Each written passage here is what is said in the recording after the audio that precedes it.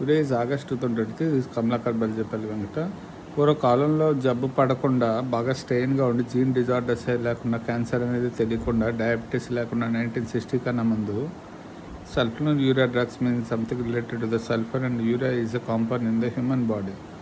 Like how the body generates its own chemicals, which is a biochemical mixture. పూర్వకాలంలో diabetes అనేది తెలియకుండా and cancer అనేది కూడా తెలియకుండా బతికేవారు. కారణం ఏంటంటే human and animal and that plant interaction అనేది చాలా ఇంపార్టెంట్ లైఫ్లో. ఏదైతే indoor pollution and outdoor pollution అని ఉంటున్నాయో, ఫ్రమ్ ఫార్మ్ ల్యాండ్స్ పక్కన and lot of land coverage పక్కన గ్రీనరీ పక్కన హౌసెస్ బిల్డ్ చేసుకుని అక్కడ ఉండడం వల్ల వాళ్ళు రోజు శ్రమజీవులుగా బతకడం వల్ల బాడీ నుంచి వచ్చి మలినాలు ఏవైతే ఉంటాయో అవి బాడీలో స్టోర్ అవ్వకుండా ఇప్పటికప్పటికి వ్యర్థాలని బయటకు పంపిస్తేనే ఆయుర్వేదం ఏం చెప్తుందంటే తినే ఆహారం అరిగించే విధంగా ఉండాలని, తినేదంతా ఎక్స్క్రీట్ అయి బయటికి పోయినప్పుడు బాడీ నుంచి రకరకాల మార్గాల ద్వారా డీకంపోజిషన్ అండ్ డీకంప్రెషన్ అనేది చాలా important.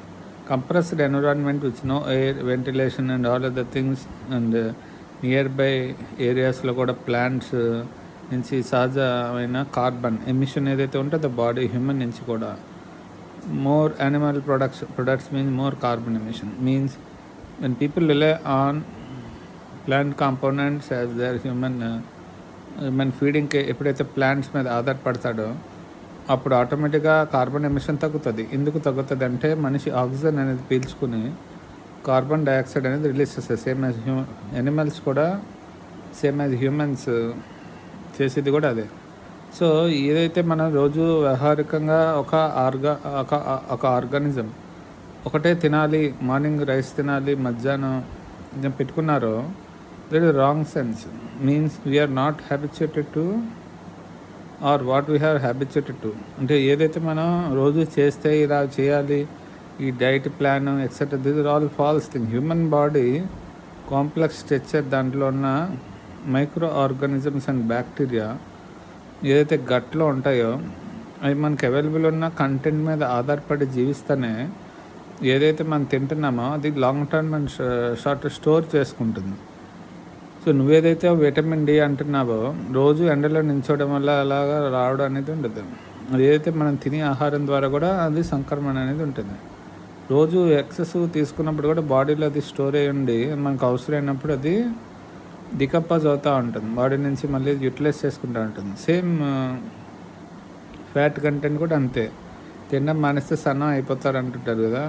So how the saturated fat ఇంకే ఆల్ ఆఫ్ ద థింగ్స్ గురించి ఫ్యూచర్ వీడియోలో చెప్పుకుందాం. సో ఏం చెప్పదలుచుకున్నా అంటే డీకంపోజ్డ్ ఎన్విరాన్మెంట్స్లో ఇండోర్ ఎయిర్ పొల్యూషన్ చాలా డేంజరస్. మార్నింగ్ లేవగానే ఇల్లు తలుపులన్నీ తెరవడం, కిటికీలు తెరవడం, చుట్టుపక్కల ప్లాంట్ అందుబాటులో ఉండడం, మనకి మాస్ ద్వారా అండ్ ద్వారా ఎక్కువ ఆక్సిజన్ అనేది వస్తుంది అంటున్నారు.